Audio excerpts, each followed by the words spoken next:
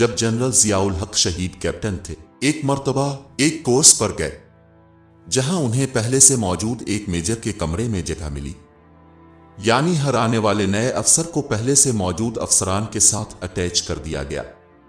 اب کمرے میں ایک کونے میں میجر صاحب کا بیڈ تھا اور دوسرے کونے میں کیپٹن ضیاء الحق کا بیڈ، جبکہ درمیان میں ایک ٹیبل تھی جس پر ضرورت کی چند اشیاء موجود تھیں۔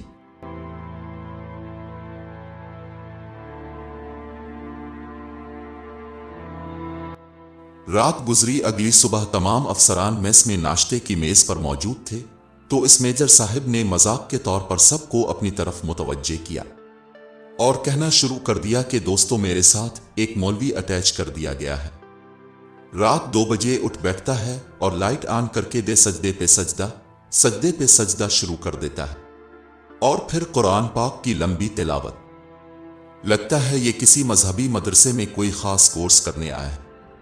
دوستو، یہی تو ہمارے آرام کا کچھ وقت ہوتا ہے۔ تمام افسران میجر صاحب کی بات اور انداز گفتگو پر ہنسنے لگے، مگر کیپٹن ضیاء الحق خاموشی کے ساتھ اپنا ناشتہ کرنے میں مصروف رہے۔ ناشتے کے بعد معمول کے مطابق لیکچر کے لیے چلے گئے۔ اگلی صبح ناشتے کی میز پر وہی میجر صاحب افسران کے ساتھ کس طرح مخاطب ہیں، ان کی زبانی سنیے۔ پیارے بھائیوں، میں اپنی کل کی بات پر اب سب سے اور بالخصوص کیپٹن صاحب سے بہت شرمندہ اور معذرت خواہ ہوں۔ مجھے افسوس ہے کہ بنا کچھ دیکھے سمجھے میں نے ایسی بات کہی۔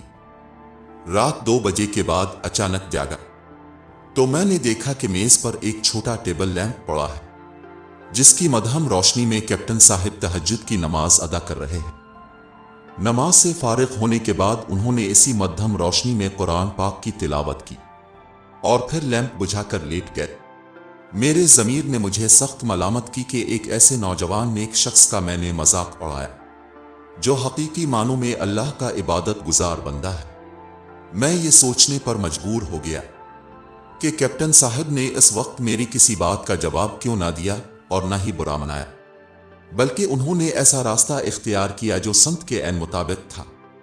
وہ لیکچر سے فارغ ہو کر بازار گئے، وہاں سے ٹیبل لیمپ خریدا اور پھر اس لیمپ کی ہلکی روشنی میں اپنی عبادت جاری رکھی، یہ سوچ کر کہ میرا میزبان بھی تنگ نہ ہو اور میری عبادت میں بھی کوئی رکاوٹ نہ ہو۔